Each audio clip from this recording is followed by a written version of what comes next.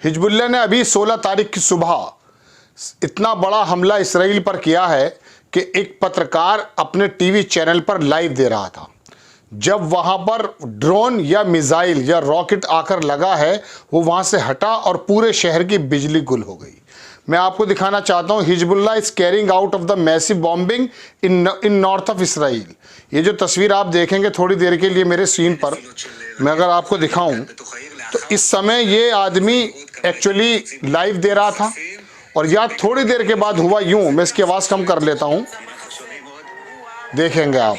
ये तमाम जो सीन्स हैं ये तब के हैं जब हिजबुल्लाह ने कहा कि हम आप पर हमला करने वाले हैं, चूँकि कल इसराइल ने बैरूत पर बहुत बड़ा हमला किया था जिसमें 10-12 सिविलियन लोगों के मारे जाने की खबर थी। ये तो मैंने आपको ताज़ी खबर बताई, लेकिन इसके अलावा मैं आपको बहुत बड़ी बड़ी खबरें देने जा रहा हूँ। अमेरिका के अंदर जो उनके सांसद हैं वो इकट्ठा हुए और आकर के उन्होंने कहा बाइडन से कि इस दंगे को रोका जाए, इस जेनोसाइड को रोका जाए। मिस्र में किस तरह की बातें चल रही वो भी मैं आपको बताने जा रहा हूं, और हमास किस प्रकार से वहां पर अपना दोबारा से गाजा में उस जगह जिस जगह इसका कहना यह है इसराइल का कि मैंने मिस्मार कर दिया, वहां पर अपना हेडक्वार्टर बना दिया है।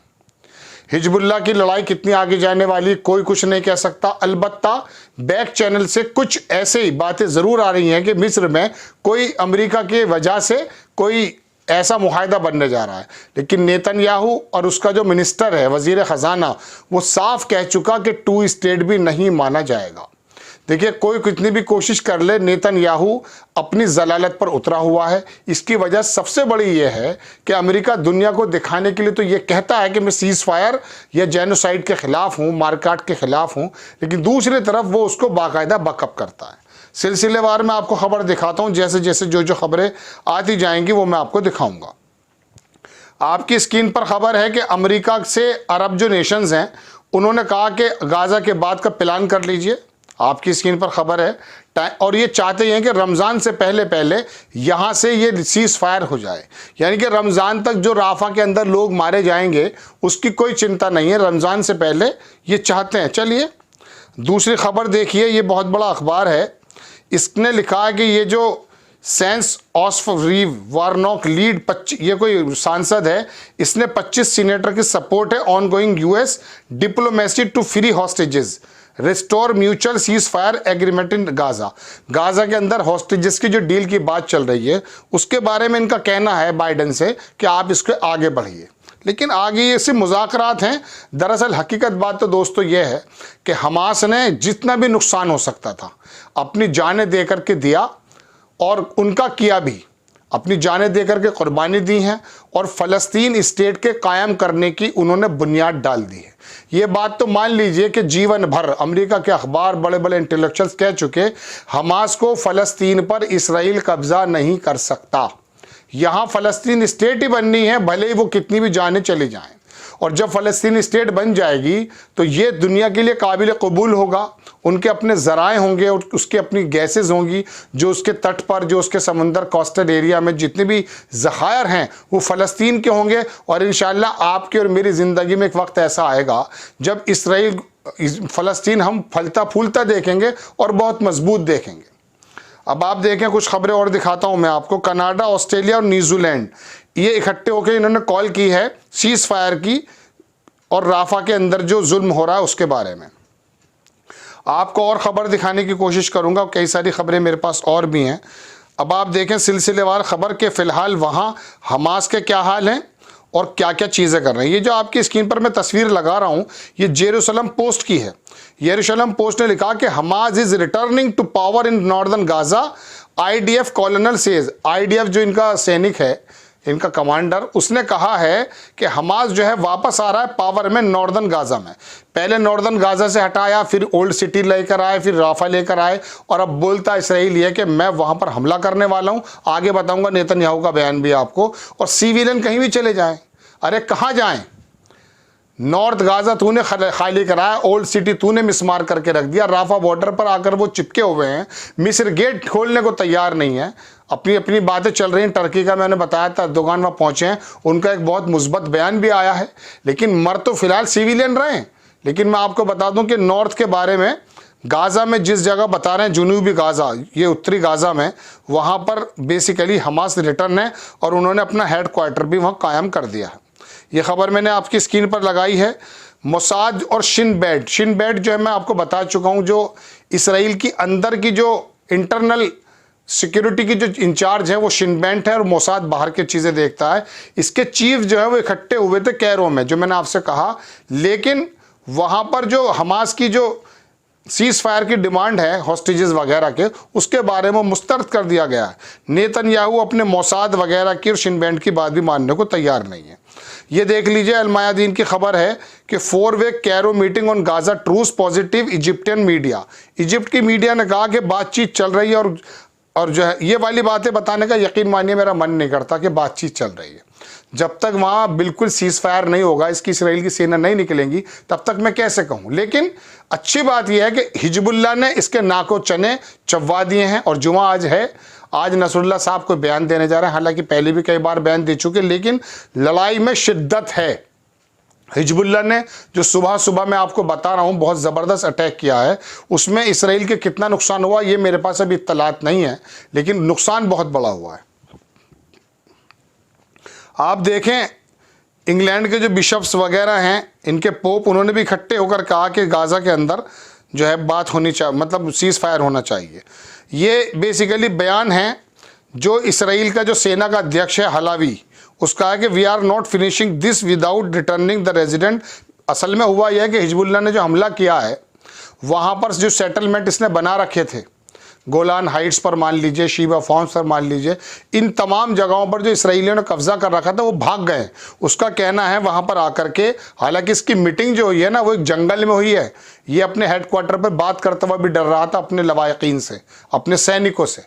तो वहाँ कह ये रहा है कि जब तक ये लोग आएंगे नहीं हम लोग रुकेंगे नहीं, ये इसका बयान है।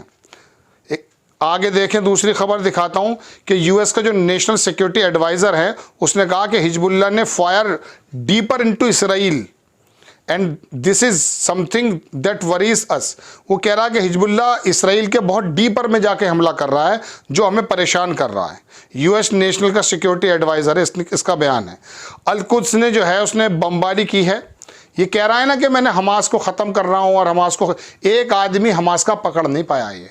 और हमास के लोगों ने उसी उत्तरी गाज़ा की तरफ से एश्कलोन, जो इसका शहर भी है और बंदरगाह भी है, वहाँ पर आपकी स्क्रीन पर लगा दिया है मैंने, वहाँ हमला किया है, मिसाइल अटैक। मतलब जहाँ इसका कहना कि मेरा कब्ज़ा पूरा हो चुका है, वहाँ पर खबर ये आती है कि हमास के लड़ाके वहाँ से बाकायदा रॉकेट्स और ड्रोन फेंक रहे हैं। ये है वो इसराइल का फाइनेंस मिनिस्टर जलील इंसान। इसका कहना कि we will not agree to reward the Palestinian with the Palestinian state Jerusalem its capital. यानी कि उनका जो कहना है कि यरूशलेम कैपिटल होगी और हमारा फ़लस्तीन स्टेट अलग होगा, इसका कहना कि हम नहीं मानेंगे इस बात को। I will call the ministerial team take. इसका कहना यह है कि ज़्यादातर और ज़्यादा हमले किए जाएँ ताकि इनको ख़त्म करने के लिए। अब इसराइली मिनिस्टर जो नेशनल सिक्योरिटी है बेन गवीर, इसने कहा the world wants to give the Palestinian state and this will not happen. इसका कहना यह है नेशनल सिक्योरिटी बेन गवीर का कि दुनिया चाहती है कि हम जो हैं उसकी फ़लस्तीन स्टेट को मान लें, लेकिन हम ये मानेंगे नहीं। अब आप बेंजामिन नेतन्याहू का बयान देखिए। इसने बयान दिया कि we will fight until complete victory. हम लड़ते रहेंगे जब तक हमें पूरी तरह से जो है विजय हासिल नहीं होगी। अमेरिका के इंटेलेक्चुअल कहते हैं ज़िंदगी भर ये जीत नहीं पाएगा हमास से। आगे लिखता है अखबार के इंक्लूड पावरफुल एक्शन ऑल से राफा, और राफा पे हम बहुत ज़बरदस्त हमला करने वाले हैं। We allow the civilian population to leave the battle zones. वो कह रहा है कि हम जो राफा के अंदर जो सिविलियंस हैं उनसे कहते हैं कि बैटल जो जगह है वो छोड़ दें। कहाँ जाएं बताइए? मिस्र ने तो दरवाजे बंद कर रखे हैं। ये दुरंगी बातें हैं। ये बेसिकली सिविलियन को मारेगा। इसको मालूम है कि सीज़ फायर इसको करनी पड़ेगी, इसको यहाँ से हार कर जाना पड़ेगा। जितना भी ज़्यादा नुकसान हो सकता है ये नुकसान करने की कगार पर है। आगे बोलता है कि जो दूसरा खबर बताता हूँ, उसका अगला पार्ट जो है ये लिखता है दोस्तों के the key of the releasing of the rest of the kidnap is to continuing strong military pressure for. इसका कहना है कि नेगोशिएशन से जो हॉस्टेजेस हैं वो नहीं मिलेगा, हम जितना हमला करेंगे उसमें मिलेगा। जबकि अभी परसों तरसों मैंने आपको खबर बताई कि जिन 2 लोगों को बताता कि मैं राफा से छुटा कर लाया हूँ, वो तो दिसंबर में छोड़ दिया था हमास के लोगों ने बूढ़े होने की वजह से। इसी के अखबार टाइम्स ऑफ इसराइल की खबर है। आप जाके देख सकते हैं कि जिन लोगों के छोड़ने की फ़ोटो और नाम बता रहा है, उसी नाम से उसी फ़ोटो से 17 दिसंबर को छोड़े गए। तो ये दिखा ये रहा था कि राफा पे हमला करते देखिए मैंने हॉस्टेजेस को छुड़ाना शुरू कर दिया है। इजिप्ट की जो बात है, Israel war presence more than million Palestine, ये छोड़िए, क्या इजिप्ट की बात मैं आपको बताऊं। तो दोस्तों ये कुछ खबरें थी जो मैंने आपको बताई हैं। हिजबुल्लाह का बड़ा ज़बरदस्त अटैक है, नसरुल्लाह साहब बयान देने वाले हैं। और दूसरी बात ये, राफा पे वो बड़ा हमला करने वाला, लेकिन दुनिया में और कुछ लोग हैं जो बाकायदा मदद भी कर रहे हैं। और एक अच्छी खबर मैं और बता देता हूँ, ज़्यादा उम्मीद तो लगाइएगा मत, क्योंकि मैं कई बार आपको वाकई खुश कर चुका और बाद में वो नुकसान निकल कर आता है। एर्दोगान और मिस्र के जो बंदे हैं, सीसी जो है वो अल-फतह, उसने मिलकर के कुछ प्लान इस तरह से बनाया कि हम ऐड भेज कर रहेंगे। और इसके लिए वो थोड़ी सी मैं समझता हूँ कि एर्दोगान की वजह से थोड़ी सी ज़बरदस्ती भी हो सकती है। ऐसे समय में अगर मिस्र की सेनाएं गेट खोल करके अंदर आती हैं तो हो सकता है कि वो इसराइल से डायरेक्टली उनका कन्फ्रंटेशन हो जाए, लड़ाई हो जाए। बहरहाल ये खबर है दोस्तों, हमास की तरफ से अच्छी खबर है कि उन्होंने वहाँ से वाकई मिसाइल्स मारे हैं इसराइल के अंदर, और हिजबुल्लाह की तरफ से भी ज़बरदस्त हमले हो रहे हैं। आगे क्या रुख इस लड़ाई का निकलता है, ये तमाम बातचीत तो दुनिया में चलती रहेंगी, लेकिन ये हकीकी बात है, लड़ना इन्हीं को है और इन्हीं को इसराइल को नेस्ते नाबूद करना अपनी ज़मीन से। और भरोसा रखिए, ये जो तमाम रीजन है ना, ये फ़लस्तीन बनकर रहेगा। और ये इसके अंदर जो अल्लाह ताला ने इसकी ज़मीन में ज़खायर रखे हैं ना, इंशाअल्लाह इस फ़लस्तीन को कितना तरक्की पे लेकर जाएंगे, ये आपकी आँख और मेरी आँख देखेगी। आपको खबर कैसी लगी अपनी राय कमेंट्स बॉक्स में ज़रूर दीजिएगा। चैनल को सब्सक्राइब कीजिएगा, शेयर कीजिएगा। नेक्स्ट टाइम में किसी खबर के साथ हाजिर होता हूँ। जय हिंद।